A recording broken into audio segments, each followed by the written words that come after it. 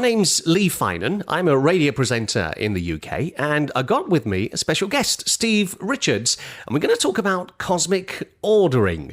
What is it? How's it work? Well, Steve, first of all, welcome. Hi, Lee, and it's always great to be here with you. Thank you ever so much, and I hope that all my friends out there listening today and tomorrow and any other time will be able to perhaps grasp some of what cosmic ordering is by my simplified version of saying it's what you want to manifest in life. It's as easy as rolling out of bed in the morning. That's what we need to find out. Cosmic ordering, then. Let me get this right in my head. You think your positive thoughts, you think what you want in your life, you just think it, send it out to the ether, and it happens. Is it that simple? Yeah, something like that, Lee. It's sort of the ether into the atmosphere, into the cosmic ordering Argos shop, if you like, of the universe. And you have a positive state of mind. You use that high vibrational frequency and say, hey, I'm feeling really good today. I'd love to whatever. And then that comes about, and that's a very basic and simplified cosmic order. Right, so is this new? How long has cosmic ordering been around? Well, some claim this to be a New Age faith or a pseudoscience, but I think perhaps if we go back a few million years, then that is where we get the answers from. When man made his first wish that he wanted to be warm, he wanted to have fire, and it came about. So is it possible then that if you've got this spiritual connection, that you can command anything in life? If you want more money, more happiness, more love, it can happen. You can actually manifest anything you want in life, and you start within the bounds of your own capability. Obviously, if you're 70 years of age, you're not likely to play football for the England youth team. However, you could end up playing soccer for your local community team, and that is a start. So we always work within the bounds of your capabilities. Use the orders with what we call step orders as stepping stones and go to your next one and build up until eventually you hit jackpot at the big one. So, Steve, in order to get what you want in life, do you have to be deeply religious and always thinking pure thoughts and lead a pure and simple life? In your case, Lee, yes. However, in the case of, say, Attila the Hun, if we go back in history, then these characters, Hitler and the likes, and, I don't want to sully anyone's memories of that, but these people had their desires too, and they could do it. Or a saint, St. George. We, put these two characters of Attila the Hun, St. George, if we put them in the same context that they're both getting their own desires, then it's as simple as that. You don't need to be a saint, and you don't need to be Attila the Hun. You can be whatever you want. And firstly, and primarily important, is just be yourself and start from there. The buzz phrase seems to be cosmic ordering, and we've all seen a host of celebrities coining that phrase that's obviously sprung from the spiritual practice of manifesting. So, would you be able to cosmic order a change in your life or circumstances, for instance, that because of your request, would you be able to go on to experience those desires? I often say to people that experience those desires before it actually happens. Because you never know, you want a Ferrari, you get into it in real life and you go, hold on a moment, this isn't something I've really wanted. So we can visualize, and we can use what you call articulated visualization, where you feel the leather beneath yourself when you sit in the car, you smell the exuberance and the bouquet that only you get from a Ferrari, you hear the wonderful sound system, and then you put it into gear and you go, oh, hang on, I didn't like that. So we can experience these things before we actually even place the order. Right. How do I do it then, Steve? How do I go about placing a cosmic order? Well, Lee, it's very simple. It's what we call the power of intent. If you intend to do something, what do? You think about it, you think, hang on, hold on, I'm going to do this, I'm going to do that. But if you put your socks, your shoes on in the morning, you brush your teeth, you comb your hair, there isn't an ounce of thinking involved in that. And eventually what happens? You're able to place cosmic orders in that same nature. But initially, you have to have the power of intent to say, look, this is what I want. I'm going to intentionally set out to achieve that. And you must consciously and vigorously think of that and apply that until it becomes second nature.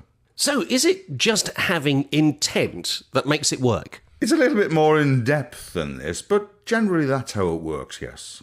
Surely, though, your level of belief is going to affect whether it's successful or not. Well, this is true for cosmic ordering. You start out with an idea, you conceptualize that idea, and then you say, well, how will I make it happen? And it's rather like staring at a blank sheet of paper, well, what would I like to do? How would I make it happen? And that's how you start an order. This is what I would like to do, and this is what I would like to have happen.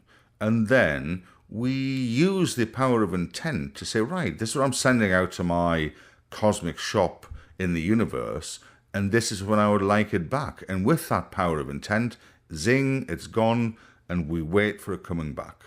All right, so why is it that some people are successful and others not successful with their cosmic ordering? It's a long answer for that, but I'll try and condense it as much as possible. The mind is made up of pure energy, and that's how it communicates with the universe. That's obviously the storehouse of all our desires. To form your new reality, all you have to do is really drive your energy towards your goals and desires. Now, to answer your question, the difference between those who are successful and those who are not simply is that the successful ones have got a higher state of vibrational output. The unsuccessful ones have always got this air of negativity, they've got low self-esteem, they're not as self-assured, and they haven't got this high vibrancy output. And that is the difference. It's simply a state of how good do you feel? And you've also, in your mind then, got to believe what you're asking for and believe it will work and send the positive thoughts out. Well, not for one moment would you have an ounce of negativity. And the secret, of course, is mix with those who are positive-minded alike. Because the minute you start to mix with negative-minded people, say, oh, well, you're never going to build that loft conversion, or you're never going to be able to put a fountain in your living room in the corner of the wall. These people are ruining and spoiling your dreams, so always have that, yes, I can do it, feel to it. So Steve, give us some examples of where cosmic ordering has worked. Well, drawing from my ocean of cosmic ordering experiences, the one that comes to mind is that I made an offer on a property because one of my sideline hobbies is developing properties. So I made an order that, yes, I wanted to get this particular property. Anyway, the lady ended up taking it off the market. However, 18 months later, the very same property came back on the market, and it was during the recession.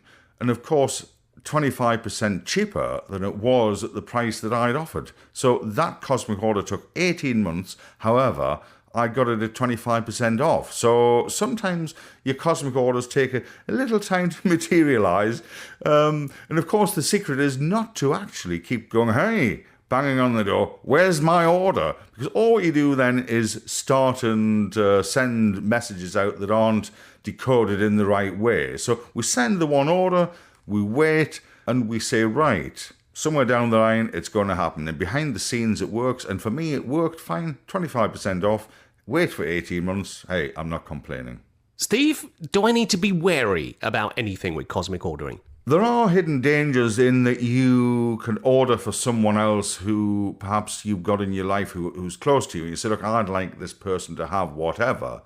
When in reality, that person may well not have an inkling or desire for that to happen. That's a form of dominance. Cosmic ordering is empowerment. And, of course, there's another danger that you supersede one order with another order for the same thing. So we end up with messages which aren't being decoded rightly at the other end, and they've got this sort of skew-whiff order, and you wonder why somebody's thrown an old carpet into your garden when you've asked for a new one about 10 times. And they say, well, look, you're not going to wait here, just have this one in the meantime. So there are hidden dangers on that. I'd say only focus on what you do want, not what you don't want. It's academic for me, but perhaps those who are listening maybe say, well, look, my life's in a mess, blah, blah, blah. Well, I'd say, look, my life is full of abundance. Good things are coming to me. So it's what you want. So make sure. So they're basically, in simplified terms, what you could start out doing and then build up on that. Do you know, there might be some people now listening thinking, hold on, this sounds far too good to be true. You just send a positive thought and your desires happen. Some people would say this is like psychobabble. It possibly could be, and for one moment there, I felt like defending that, and that's the wrong thing, a negative thing to do, to defend that and say, look, you know, I mean, you can be any religion you want in the world and still follow cosmic ordering. However, you can't be any religion in the world and follow another religion. You're debarred from doing that. No one holds two religions, whereas cosmic ordering knows no bounds. That is the difference. It's an open-armed, come into my world without any conditions. I want to do cosmic ordering. Can I place an order for anything? I answer that with trepidation because I will say yes. However, listeners are going to be out there going, oh, goody, goody, goody, I'm going to order X, Y, and Z now. But again, remember, use step orders. Always start with a basic order, build up, get a few under your belt, a few notches on your belt, if you like, and then build up from that. But yes, anything is possible. However, the easiest thing to order is money. I don't mean money through the post, but the means to make more money, the means to create more money, the means to draw more money into you. The hardest thing to actually order is love, a romance. That is more difficult because we're trying then to domineer people and get them in our lives. So what we have to say is, I make myself more attractive to other people out there. And you're working on those capabilities that you've got again. So yes, anything, but remember, always within the bounds of your own capabilities.